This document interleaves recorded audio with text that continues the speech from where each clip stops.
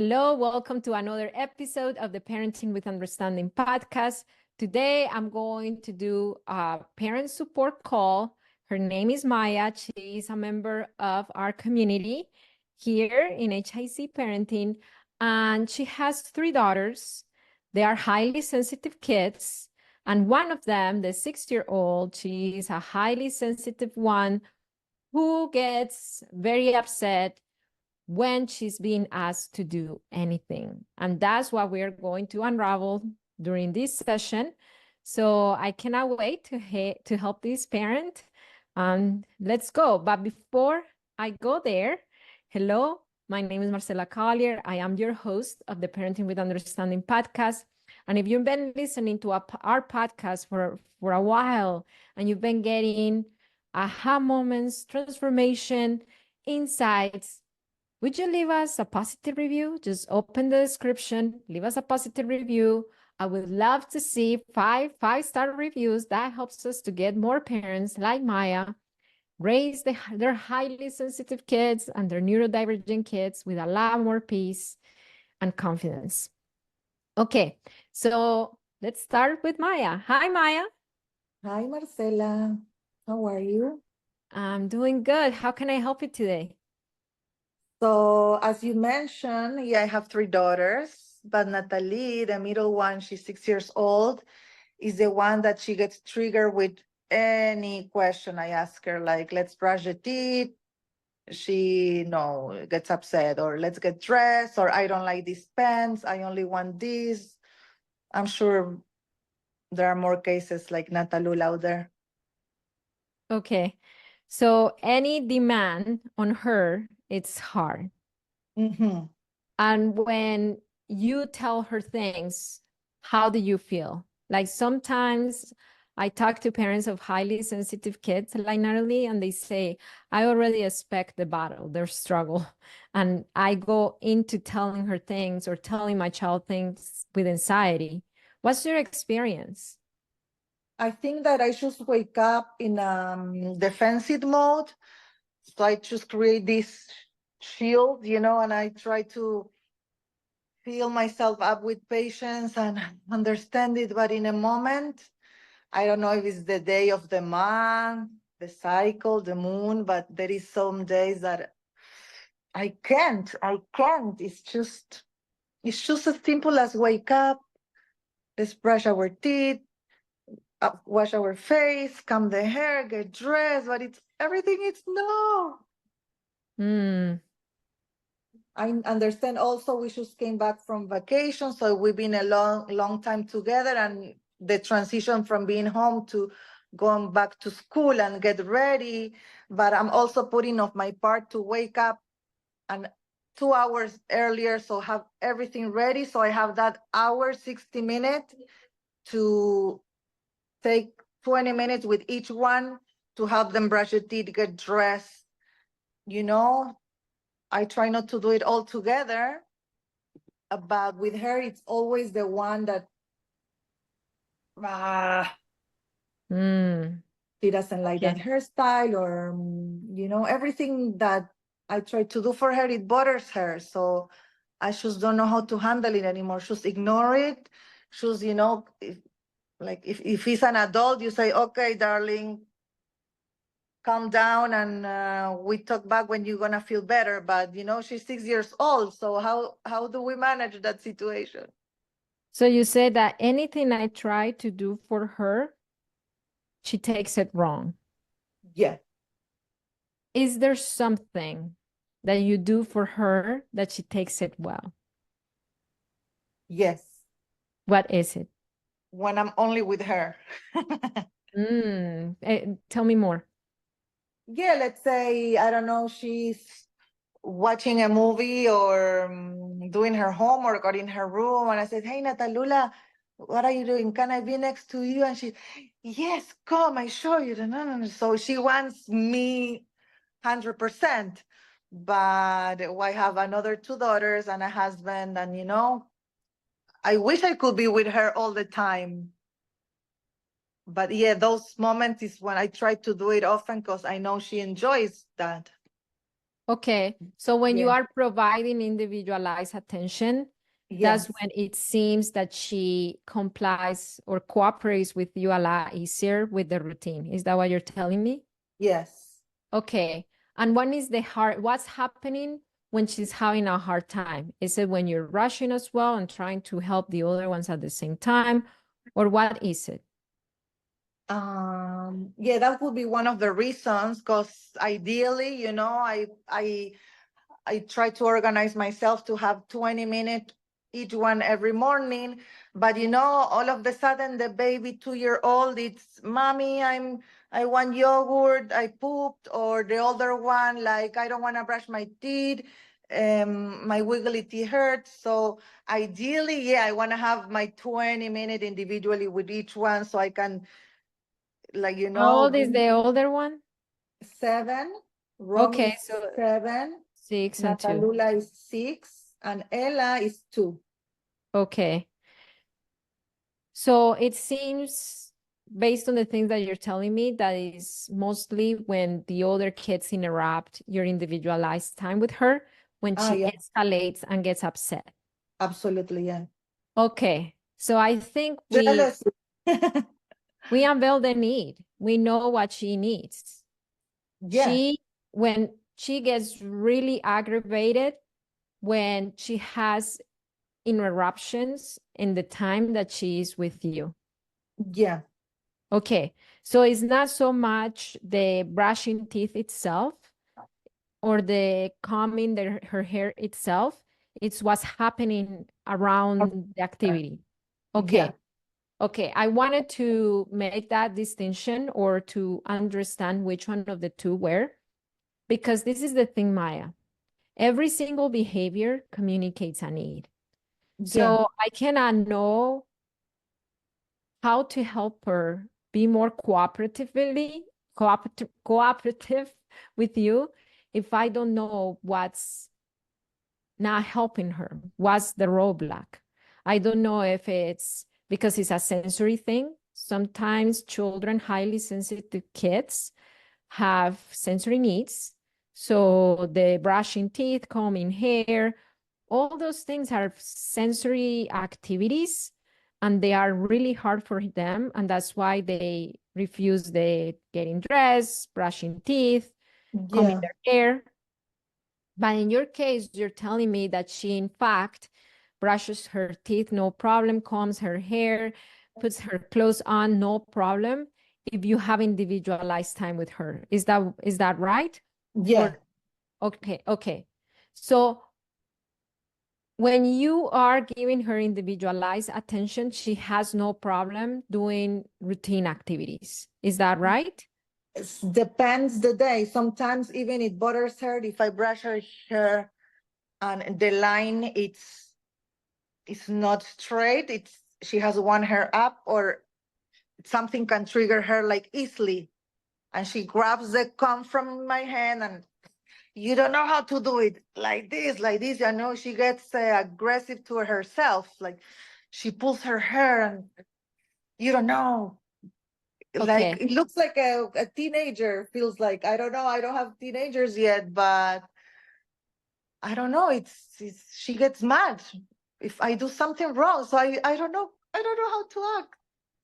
So it is not, from the things you're telling me, is not sensory. It's not just she's saying, you're pulling my hair, or this is itchy, or I don't like the toothpaste in my mouth.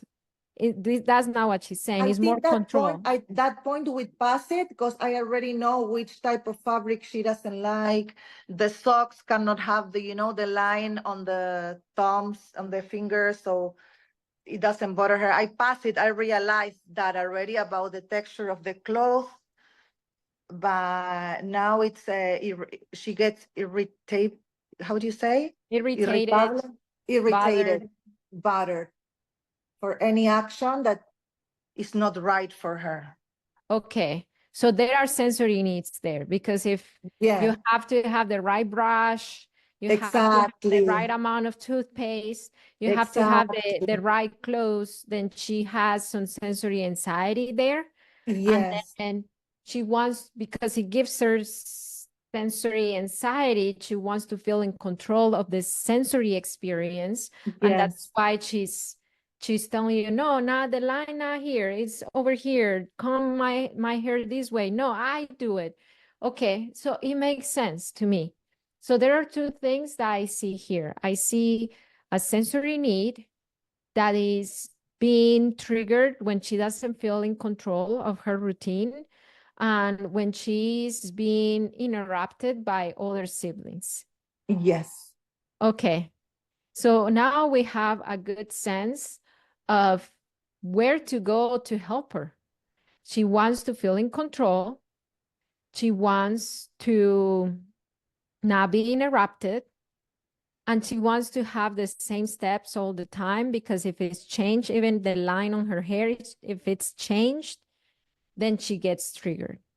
Yes. Okay. So my question for you is, how can we set up a system so those needs are met? So she's in control of her routine. So she's not interrupted as much as possible, even having two siblings. And so the steps are always the same. How? I tried almost, I don't know if it's almost everything, but I tried a chart, to, okay, brush the teeth, routine, what else? Sometimes when my husband is home, he can take care of the other girls, so because he goes to work early, so sometimes he can give me a hand at least with one. Just it's that hour and a half getting ready to go to school, and I have time with her, but I don't know another way. Of course, I need to be calm, that I put it on my side, and I just think it's a child, it's a child. I should try to see myself, how I would have liked to be treated when I was little, or if I'm little, and try to project myself in her little person and breathe. But there are days that it's times three. So I have three other little humans, like other two, also wanting that attention, and I don't know how to do it. Okay, so let's unravel this. Yeah. Because right now it seems to me from the things you told me that when she doesn't feel in control of the activity, even if you are doing it, then she does not like it because she has sensory sensitivity. Yeah. Okay. How can we give her that autonomy so she feels in charge from beginning to end? She's 6 years old. She can. She's Yeah. developmentally capable of doing all the steps of her routine. So she can learn to take care of her own routine. Yes, maybe of the 30 days of the month, maybe 2 days in the month, she wakes up. I woke up early and I did, and she's ready first, by herself. And I'm like, oh, thanks God, hallelujah. What happened today? But it's only 2 days in the month, and she knows she can do it. But sometimes I feel she should, of course, she wants the attention, and she does it more complicated. So of course, she wants to have my attention. So she does this, all this drama and all this screaming and crying and being rude towards me. She tells me ugly things. Okay. But I Okay. know it's a I see child. two things here. I see how you are taking it, and I see her needs. Is it Yeah. okay if we address first what her needs are and maybe a little bit of how you are taking her behaviors? Yes, absolutely. Okay. Yeah. Okay. Because I see, again, sensory sensitivity, and I see her need for freedom, for control, for autonomy. She has this need for autonomy. And then when that goes out of, things go out of her control, like you combing her hair the other way, that triggers her a lot. Okay. So I have a suggestion. My suggestion, and this is something that I recommend for highly sensitive kids, and I do it with my autistic son as well, is to walk her, like just imagine you are a doctor, you are a pediatrician. What do Yeah. pediatricians do when kids walk in the room? They walk them through every little thing they're about to do before they do it. So Mhm. for example, okay, Natalie, right now I'm gonna comb your hair. Do you want mommy to comb your hair? Or you want to comb your hair? Okay, mommy, okay. No, okay, now the little baby step. Okay, now mommy's going to comb your hair one way. Do you want this way or do you want the other way? I want the other way. When she feels that things are out of her control, her sensory anxiety increases. So the least times or the more she feels in control, the more she feels she's guiding you rather than you doing things on her without her permission, the less anxiety she's going to feel. That's why doctors do it that way. Okay, I'm about to put this, what's it, the stethoscope? I'm going to touch your chest. Okay, now I'm going to move to your hand and I'm going to squeeze your, they walk They kids walk through through each action through before. everything. Yeah. Yeah. I went to the dentist with my autistic son, and before they did anything in his mouth, they allow him to look at the utensils, or I don't know, that equipment, to touch it. The little, how you call the fresa? I don't know how to say that in English, but the little thing that goes, they put him on his finger. So it goes on his finger before it went in the mouth. And that's basically how you help sensory kids get comfortable with bigger sensory experience. You start with a little bit until you go to the big thing. So if it's combing the hair, you start maybe with a little portion here until you go a little bit more, until you go the whole way. I'm autistic, and when my mom used to do my hair, it was a battle as well, until she learned to do it in very small portions gradually until she got my whole hair, because that's called gradual exposure. According to cognitive behavior therapy, gradual exposure is exposing our kids to what gives them anxiety little by little with our direct guidance and walking them through every step of the way. Does that make sense? Yeah. Yeah. 100%. Okay. Okay. So Yes. that's, do you I think that's cannot do something that you that with can? a 2-year-old because I feel she needs guidance, But with a 6-year-old, maybe she knows how to do everything. She knows the It's not about teaching her. It's about her getting comfortable with the sensory experience. got it. Okay? Because combing her hair feels to her nervous system like this big thing. Yeah. And I said because I was that sensory kid who had Yeah. really bad anxiety when my mom was about to comb my hair. So, and I used to throw these big time meltdowns until she learned to do it little by little and walking me through every single thing that she did with me. And that's how we recommend as professionals to work with sensory kids. Little by little, the ones who are sensory avoiders, like your daughter, who avoids sensory experiences, to go little by little with them, walking them through each step of the journey. Yes. Got it. The second thing is because she likes control. No, I'm gonna do my hair and then gets the comb out of your hand and I'm gonna do it. Then she might be ready to do some of the steps all on her own. So asking her, okay, so do you want to brush your teeth or do you want mommy to help you before the interaction? That could help a lot. Now, is it gonna be perfect and tomorrow you're not gonna have any pushback? Possibly no, because she still has that sensory anxiety. But it could get better little by little. Yeah. Now, Yeah. I She have starts the process. yeah, I have a question for you. You said this she doesn't let me do anything for her. When she's pushing back because she has sensory anxiety, you're telling yourself that story. My daughter is not letting me do anything for her. Like help her. Like, for example, tie her shoes, right? I know she's learning, she almost got it, but she cannot do it. She took the shoes and threw it on the wall. I told you. And she screamed, like, okay, you want me? I can help you. Ask me for help. You don't need to scream. I don't like the screaming. Please, let's calm down. Because I also have anxiety myself.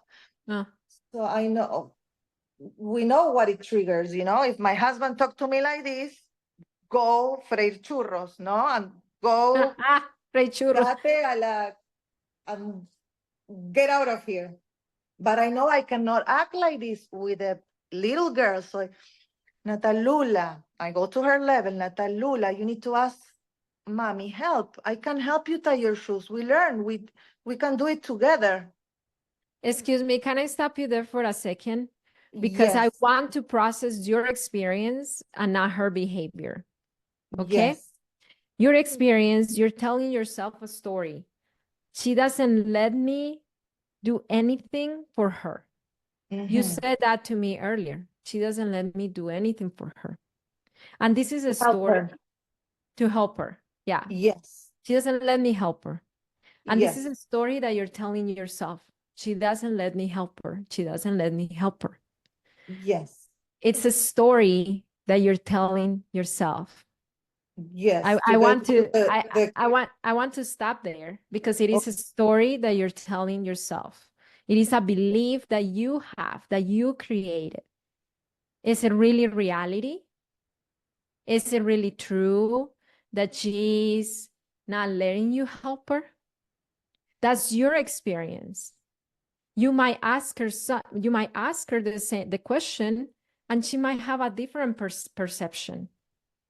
Your perception, your particular perception about those behaviors is that means she doesn't let me help her.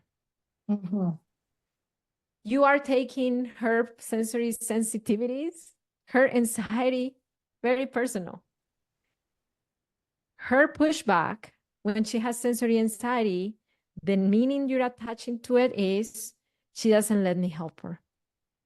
And from that belief, because it's really a belief that you have, you are parenting her. From that belief that you created.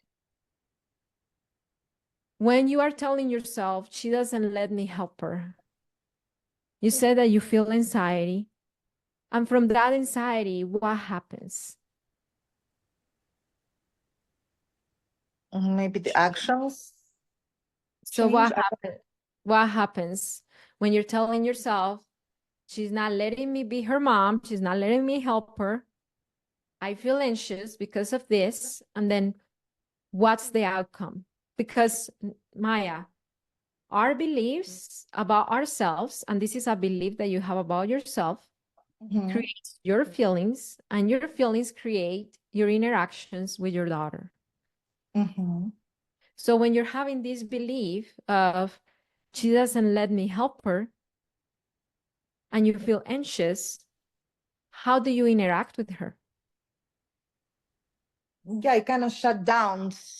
Okay. I don't know. Yeah, I just try to block myself so I don't elevate my temper, you know? So when you say you shut down, what does that look like? I'm sure I look mad, but that I don't express it loudly. I just breathe. And okay, maybe today you're not gonna go with shoes to school. We need to get into the car. Okay. And we put the shoes, those 5 minutes drive we have to school. When you shut down, what does that look like? Some parents shut down and they give in. Some parents shut down and some parents shut down, they give in. Some other parents shut down and they kind of retreat for a moment and then they come back with a lot of reactivity. When do you say you shut down, what's your pattern? I used to shut down and quiet, but then of course I react. I had those moments, but I try to correct it. And now I just shut down and I get quiet. I get quiet and I don't talk until I drop them to school. Okay. That's it. So I don't talk anymore. she sees that in you, that you shut down I and you shut down and like I get, ¿cómo se dice ira? I get mad. rage. You feel rage. I feel rage, shut What is down. And usually when everybody in school, I cry. So, and again. So when you are in that shutting down energy, you are not engaged with them anymore. You are I cannot. disconnecting from them. Yes. Okay. And and I'm sure they feel disconnected from you as well at that moment. Yes, the older Okay. feels it, and she comes and hugs me and says, Mima, it's okay. Okay. So when there is this disconnection from your children and you're shut down and you feel angry, what is that anger telling you at that moment? Everything is temporary. You should drop them in school and everything. Is that what anger is telling you? Anger. Yes. Not the counterpart, the anger itself, the rage. What is the rage saying? No, the rage wants to scream at her, but Okay. I'm quiet. I should get it. If that rage had a voice, your pattern is shutting down the rage. Yeah. Stuffing it down. Yes. And simmering it in anxiety. Yes. Okay. So let's bring it up. Let's give that rage a voice. And if that rage, giving it a voice, what is that rage saying? Sometimes it says things that we feel embarrassed of saying, and that's what I want.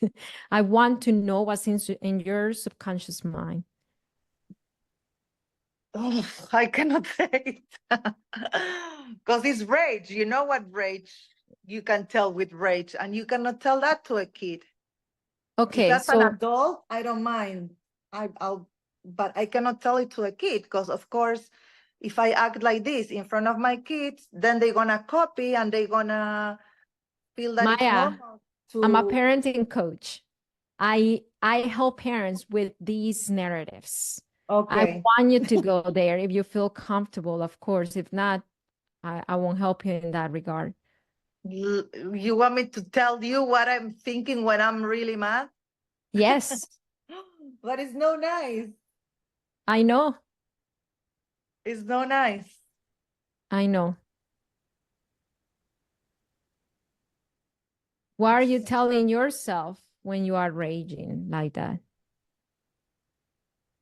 Myself, I want to cry now, you see, because all the rage is coming out. Yeah, I know. I'm sorry.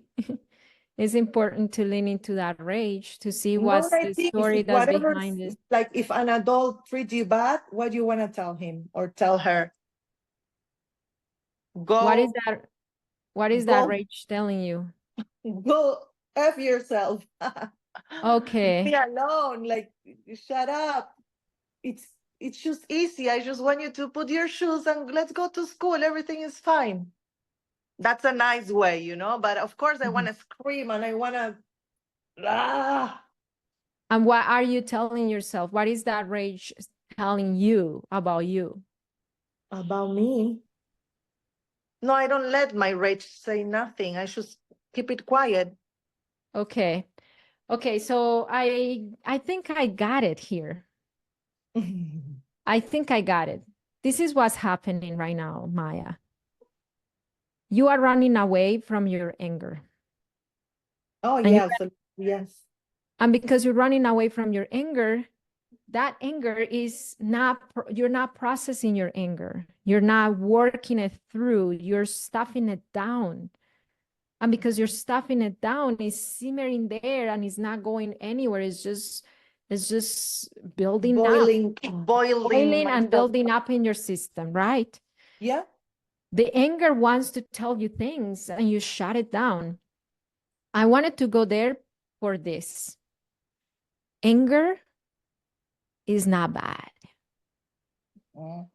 Anger is an emotion as any other human emotion. Anger is an emotion as much as happiness is an emotion, as much as surprise is an emotion, as much as sadness is an emotion. The thing that I see here is that you are fearing your anger because you are attaching meaning to that anger. You are attaching the meaning of anger is not an okay thing to feel, so I stuff it down. I put up a different face and I don't listen to it. When all our feelings come, Maya, all of them, anger, happiness, fear, sadness, surprise, any feeling comes to us to give us a message. They are messengers that flow in our body. And if we don't listen to those messages, then we keep spinning in either reactivity or in shutting down. And that keeps us away from the connection we want with our kids. They see us disconnected and then they act from that disconnection. So it makes sense to me why Natalie strives so much to look for your attention, because there is a level of disconnection in your house based on you not dealing with your big feelings, because you fear them, you stuff them down, you don't pay attention to them, you don't want to listen to them. So they're there simmering. And that takes you to this cycle of shutting down and disconnection. Makes sense. So it isn't until you start, yes, hearing and listening to that anger and seeing what that anger is telling you and confronting it, that's when I see that you could start having a more connected time with your girls throughout the day. So when it's time for them to listen to you, they feel connected and it's a lot easier to gain cooperation from you. So there are a few things that are true. It is true that you're a good mom. It is so true that you don't want to show anger because you relate anger with a bad thing and you don't want to show it to not hurt your girls. It makes sense to me. So you're a good mom. Another thing that is true is that Natalie right now has sensory needs and she has a big, big need to feel in control and a big, big need to feel connected to you. And right now she feels connected sometimes, but some other times, especially when she's living sensory anxiety, she feels disconnected. When she's when she's needing help with processing frustration, she's feeling disconnected because mom shuts down. So if I were your coach, right now you had a really fast microwave session with me. With our coaching clients, we have a process of months. If I were your coach, I would work on you learning to listen to your big emotions, especially your rage, so you can start having a better relationship with it, processing it better. So when the sticky points of the routine happen, such as your daughter showing sensory anxiety, such as your daughter having a difficult time managing frustration when she's trying to tie her shoes, instead of disconnection and shutting down, you connect. But that can only happen once you learn to leave your anger instead of stuffing it down and to listen to your anger. So yes, there is a lot of things that we can do. As for now, I think we are at the end of my time with you. Okay. As for now, what I want to say is the practical things is, number one, when you see yourself shutting down, to allow yourself to feel that anger. Listen to that anger, and that anger is going to tell you what you need. Okay. In coaching, we help parents with this process, because sometimes it's like, okay, but how do I do this if I've never listened to my feelings? But that's the process. I feel anger. I'm not going to stuff it down. I'm going to listen to it. I'm going to leave it. And I'm going to see the message that this anger is telling me. The message could be that one of your needs are not being met. Usually anger communicates one of two things. Your boundaries are being crossed, or you have chronic unmet needs.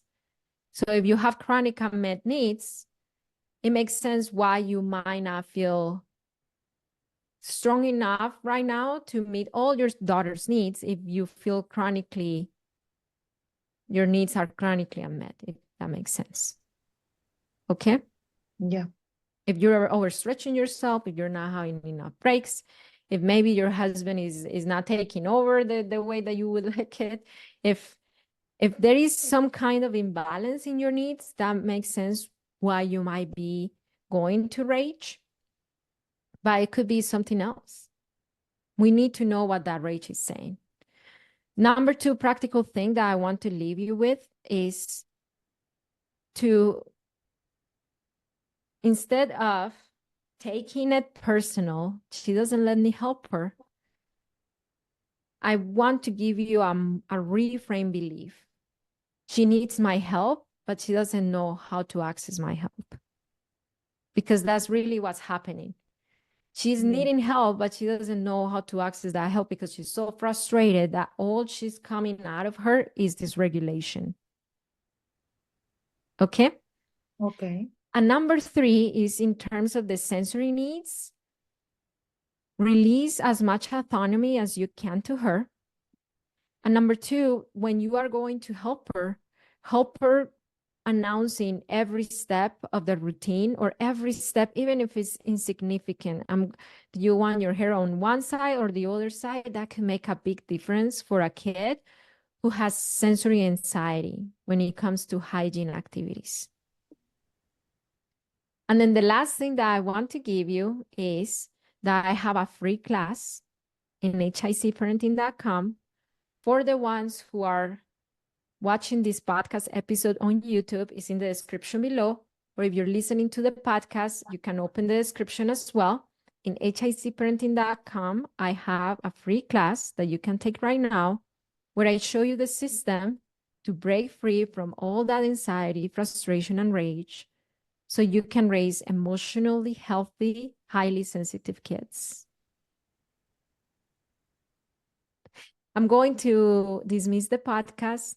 If you like this podcast episode, would you share it with a friend? Just click the share button, send it to your spouse, send it to one of your friends, and let them know, hey, this podcast episode with Marcela and Maya helped me. It might help you too. I want to tell you something. You are a good parent. And remember that it only takes understanding of yourself and of your child's needs to transform your parenting. That's Parenting with Understanding. I'll see you next time.